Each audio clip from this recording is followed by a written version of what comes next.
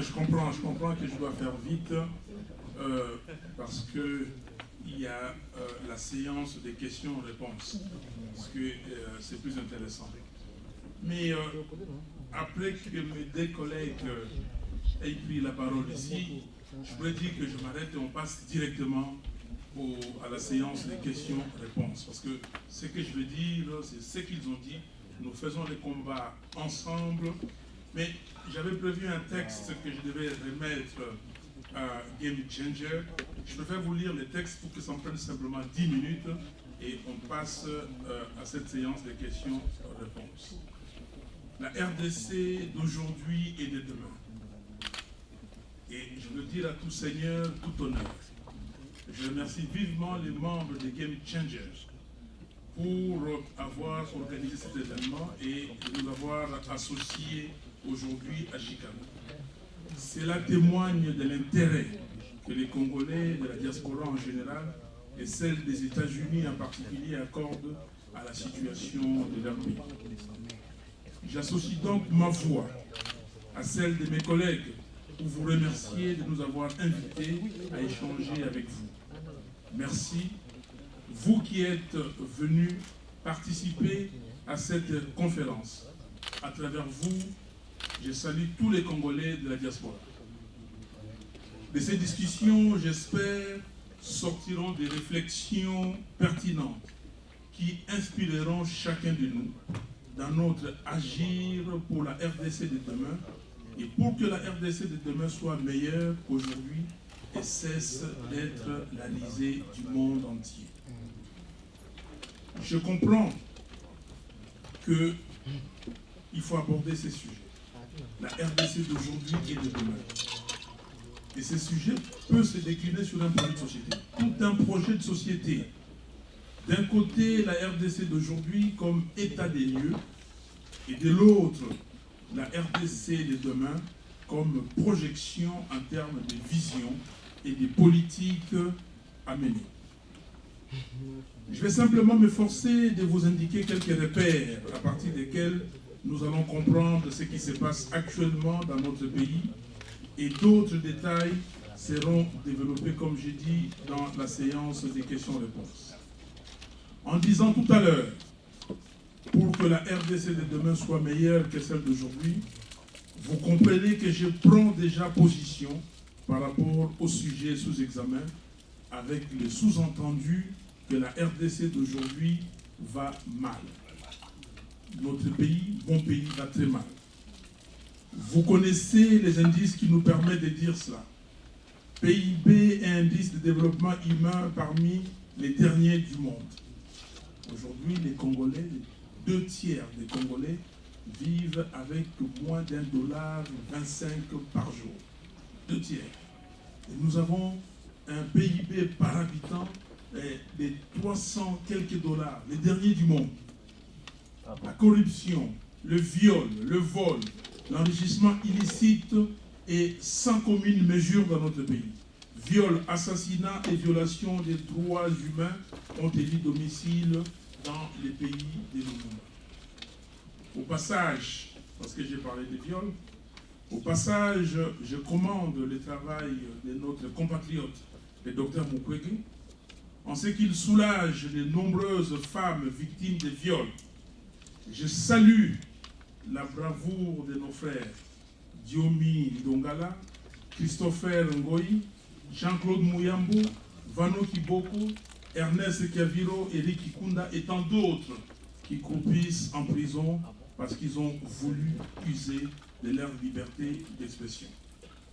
Nous avons créé Sauvons la RDC et nous étions à 3, Jean-Bertrand Iwanga, Christopher Ngoyi et moi-même. Les 2 ont fait la prison. Christopher est toujours en prison aujourd'hui. Et ils font des tentatives à chaque fois pour me trouver. Mais je leur dis qu'ils ne trouveront pas. Parce qu'on a commencé par la prière. Je suis un enfant de Dieu. Malgré tout ce qu'ils font. Pour venir ici, M. Minakou a dit que je ne sortais pas, il ne signerait pas mon autorisation de sortie. Et je lui ai demandé pourquoi il peut m'empêcher de sortir. J'ai ma liberté. Si aujourd'hui j'ai décidé de quitter l'Assemblée nationale, qu'est-ce qu'il allait dire? Et pourquoi signer les autorisations pour d'autres et pas moi? Et finalement, sous cette pression, et il a signé. Je suis venu ici depuis 2010. On m'a présenté ici que j'étais dans le monde d'entreprise. Depuis 2010, M. Kimbuta a jugé bon avec sa DGRK de saisir mes comptes. Avant de venir comme je suis ici, encore une semaine, on a saisi mes comptes pour des infractions qui n'existent pas. Parce qu'on veut punir Fayoulou. Parce qu'on veut punir le membre de l'opposition.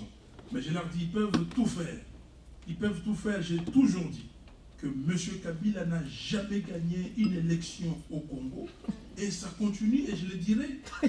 Et même quand je passe à l'Assemblée nationale, et je l'ai dit, en 2006, c'est Jean-Pierre Bemba qui a gagné.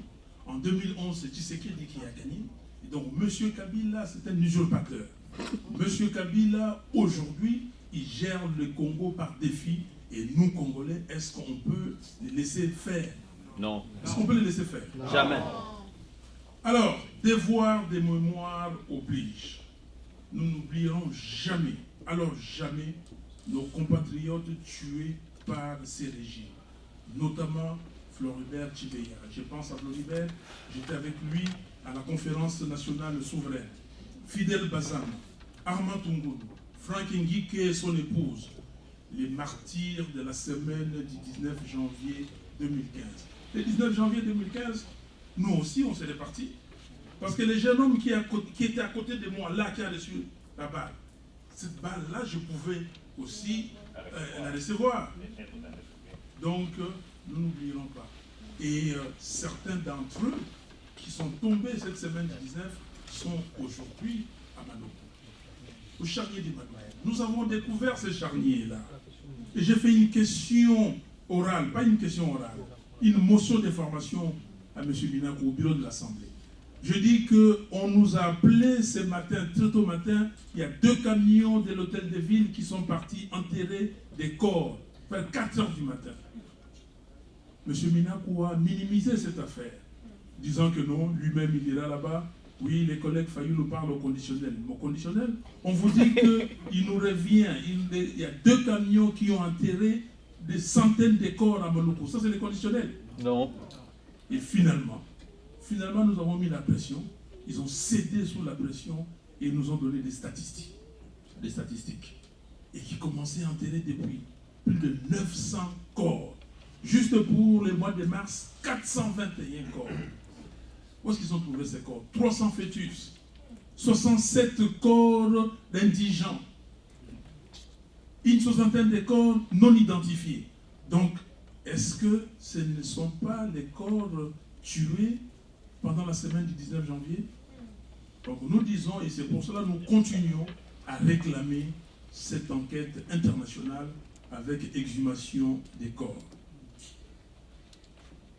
Pour comprendre la RDC d'aujourd'hui, nous devons travailler avec des repères. Maman nous a donné les premiers repères. Le premier repère que tout Congolais doit maîtriser, c'est l'exposé des motifs de la Constitution de la République, la Constitution du 18 février. Quand elle a lu cette Constitution, je vous en supplie, s'il vous plaît, maîtrisez cet exposé des motifs. Tout est là-dedans. Premier repère, l'exposé des motifs. Et cet exposé des motifs révèle et résume l'origine de tous les problèmes que notre pays a connus depuis l'indépendance jusqu'à ce jour et formule la solution en termes d'adoption d'un système. Quel système? Le système démocratique. La démocratie est donc la réponse trouvée par les forces vives de la nation réunies à Sun City pour contrer toutes les velléités dictatoriales, résultant des coups d'État ou d'arrangements particuliers dans le mode d'accès au pouvoir politique. Comme maintenant, on veut nous organiser les dialogues, c'est ce que nous ne voulons pas. Dans son exercice et enfin dans sa dévolution. Comment accéder au pouvoir? Comment gérer, exercer les pouvoirs et comment passer les pouvoirs? C'est prévu dans notre Constitution. C'est ce que la Constitution de la République a fixé. Cependant, comme disait l'ancienne ministre française des Affaires étrangères et européennes, Michèle Alliot-Marie, les droits n'est pas seulement ce que disent les textes, mais c'est surtout ce que font les acteurs. Et ce sont les acteurs politiques, essentiellement ceux qui sont au pouvoir aujourd'hui, qui veulent, 1. Remettre en cause le mode d'accès au pouvoir politique. Plutôt que d'organiser des élections crédibles et transparentes, comme le demande la Constitution, ils se sont organisés pour asseoir la tricherie à grande échelle lors des élections de 2006 et celles de 2011 et ainsi usurper le pouvoir. 2. Ils veulent remettre volontairement en cause les mécanismes d'exercice du pouvoir politique en transformant l'État en ligablo. Comprenez, une épicerie du quartier. 3. Ils veulent confisquer le pouvoir en multipliant des stratagèmes et subterfuges. On vous a cité certaines de ces stratégies, livres débauchables, tentatives de révision ou de changement de la Constitution, instrumentalisation de la justice, loi électorale, démantèlement précipité des provinces, nomination des commissaires spéciaux, et j'en passe. C'est cela la RDC d'aujourd'hui.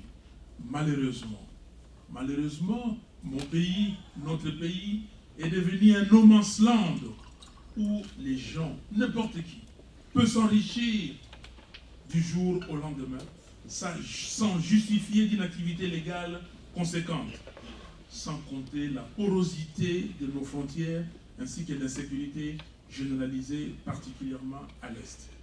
J'ai envoyé une question orale avec débat au bureau de l'Assemblée nationale le 1er octobre.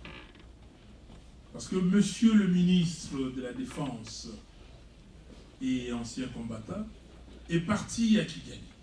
Le 24 septembre, il a signé avec son homologue rwandais un nouvel accord. Quel accord? Comme avec la M23, un accord que nous ne savons pas. Et j'ai demandé à l'Assemblée nationale que le ministre vienne, qu'il nous explique, à nous, qu'il explique au peuple à travers l'Assemblée nationale, à travers les députés, qu'est-ce qu'il a signé, que dit cet accord. Ce monsieur est parti là-bas chanter pour Kagame. Oui, qu'est-ce qu'il a dit? Kagame, c'est l'homme providentiel. Comment un ministre d'un pays comme le nôtre peut aller dire que Kagame c'est un homme providentiel? Et j'ai demandé, et j'ai fait presque un mois pour obtenir la réponse. Voici la réponse que j'ai obtenue du bureau de l'Assemblée. Et ceci soit dit en passant, j'ai beaucoup de questions orales avec débat qui n'ont jamais été traitées. Le président de l'Assemblée nationale me dit, compte tenu du caractère confidentiel et secret de ce genre d'accord, il faut que je transforme cette question orale avec débat en audition en commission. Je l'ai dit, écoutez, s'il veut me fatiguer, moi, j'ai répondu, j'ai dit ok, je suis d'accord, transformons ça en audition. Et j'attends la réponse. J'ai reçu un SMS ici et d'aller voir dans ma boîte comme quoi il y avait une lettre pour moi et je pense que c'est pour ça. Donc nous allons continuer. Comme nous avons fait avec la question du M23, nous ne pouvons pas accepter. On vous a expliqué, mes collègues vous ont expliqué ce qui se passe à l'est du pays. Est-ce que nous devons accepter cela? Est-ce que nous devons fermer nos yeux, fermer nos bouches, pendant que nos frères et sœurs à l'est de la République sont en train de souffrir, sont en train d'être maltraités? Comment un pays de moins de 10 millions d'habitants va coloniser un pays de 80 millions d'habitants? Et vous comprenez pourquoi? Parce qu'il y a une complicité. Exact. Le professeur Kankwenda et Mukoka ont dirigé un livre que je vous recommande. La République démocratique du Congo au bord de la balkanisation et de l'évolution. Et dans ce livre, il démontre qu'il y a des complices internes qui sont tapis dans les institutions au Congo.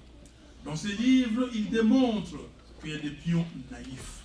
Vous comprenez que nous avons des frères et des sœurs qui sont devenus des pions naïfs parce que pour leurs intérêts, ils font n'importe quoi et ils vendent notre pays. Est-ce que nous pouvons accepter une telle situation?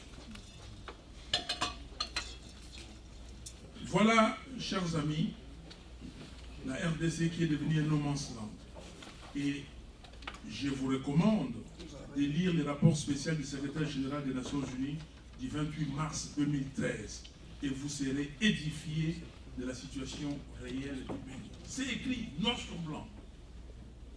Les événements de la semaine du 19 au 25 janvier 2015 apparaissent alors comme une réponse du peuple congolais. Son refus de voir M.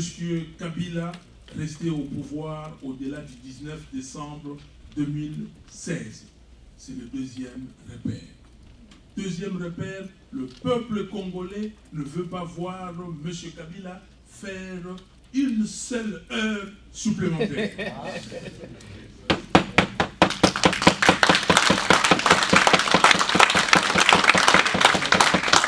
Pour les Congolais, et j'ai la même phrase que madame ici, pour les Congolais, qu'il pleuve ou qu'il neige, M.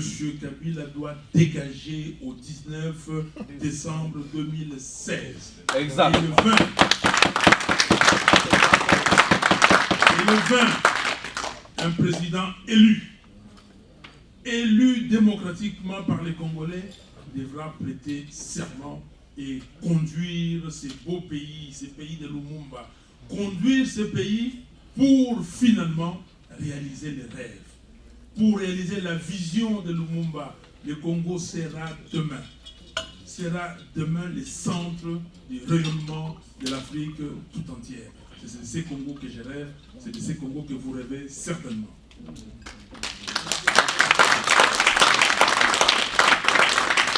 C'est le combat que nous menons aujourd'hui au niveau de la dynamique de l'opposition avec mes camarades ici et les autres qui sont restés à Kinshasa.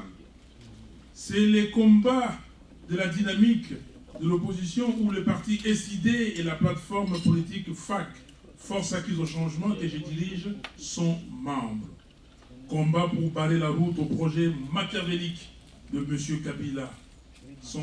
Son projet de violer la Constitution pour demeurer au pouvoir. Nous voulons arracher la tenue des élections présidentielles et législatives nationales dans les délais constitutionnels. Nous le ferons. Il va sans dire que si ces élections n'ont pas lieu à la date prévue, c'est-à-dire le 27 novembre 2016, nous demanderons au peuple congolais de se prendre en charge, conformément à l'article 64 de la Constitution. Et c'est le troisième repère. Vous connaissez tous l'article 64. On a parlé, Pichou a dit, voilà, il faut le faire en lingala. Nous avons fait ça en lingala.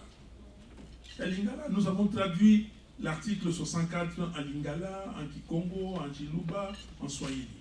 Et l'article 64 en français dit ceci.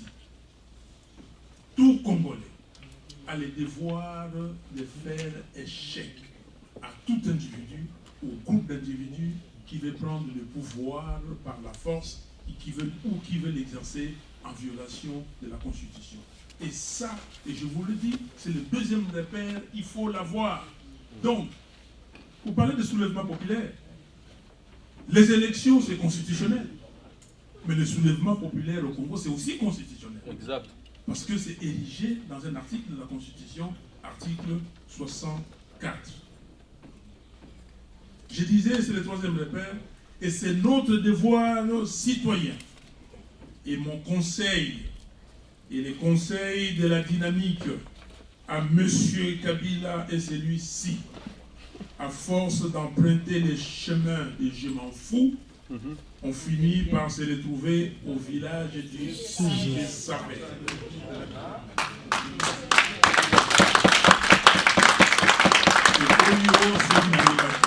ceux qui sont comparés, comment on dit, Fanta, donc, Akende, parce que nous n'en voulons plus. La RDC de demain, comme vision. Qu'est-ce que nous allons faire? Comme vision, elle est suspendue à la victoire du combat que nous menons en ce moment pour le respect de la Constitution. Notre vision, c'est de bâtir un Congo prospère.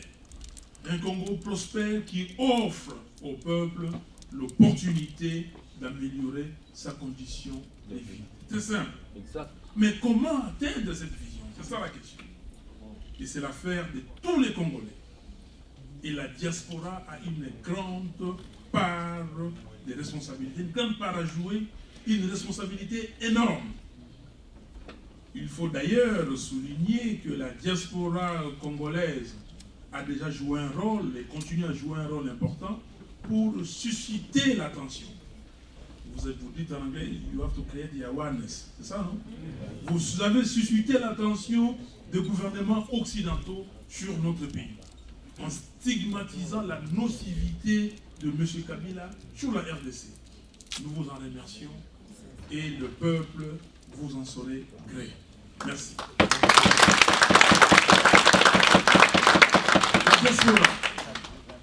Selon le magazine onusien Afrique Renouveau, j'ai essayé de vérifier les chiffres avec les chiffres de la BAD et de la Banque mondiale.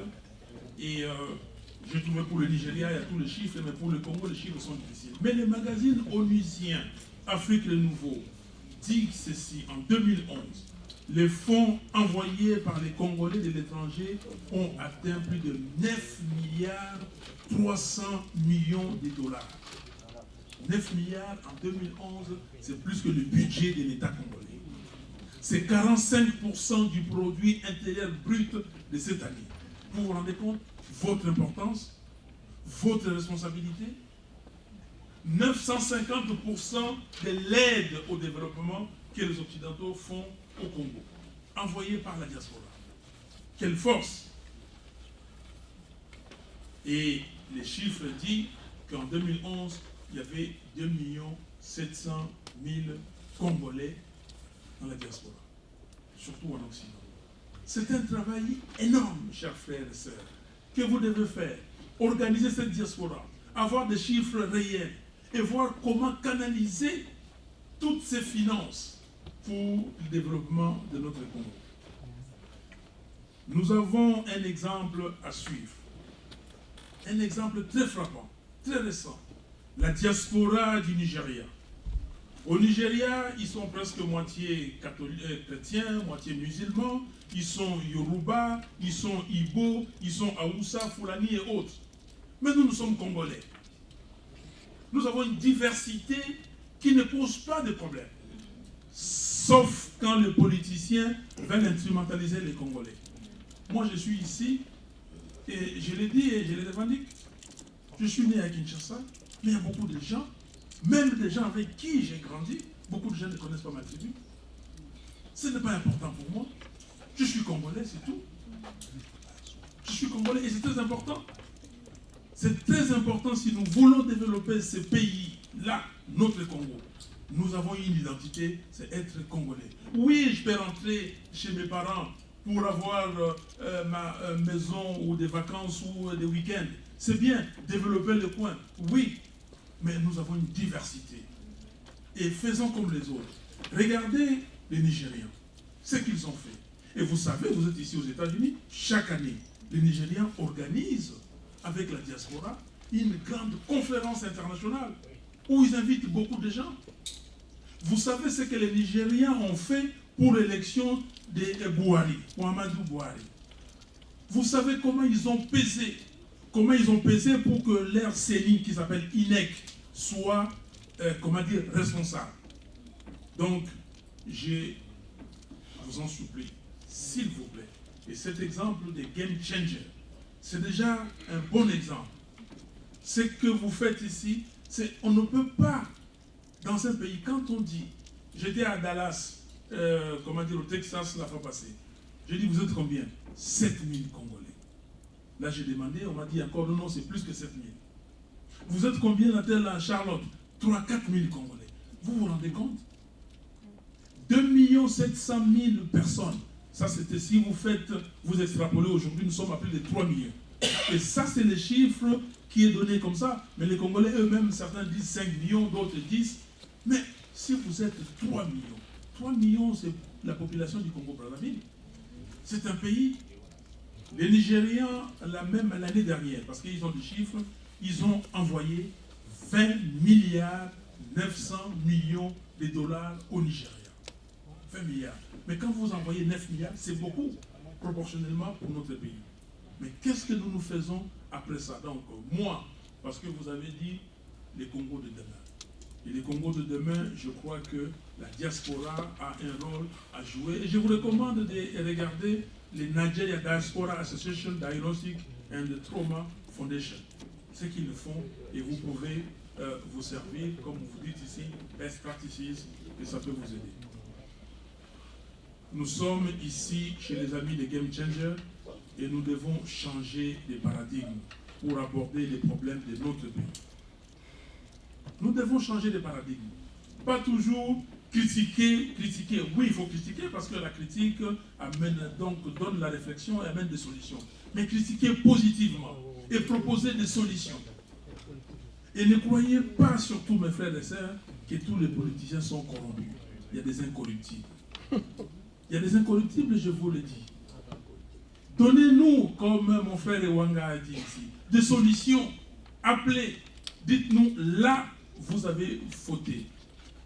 Mais ne soyez pas non plus des gens que hier, on m'a dit, Fayoulou, si tu viens en Occident, tu rencontres son été. On a dit pourquoi? Oh non, parce que tu es parti à l'Assemblée nationale. Ah bon? Mais aujourd'hui, moi je suis parti à l'Assemblée nationale, nous sommes entrés, on nous a condamnés.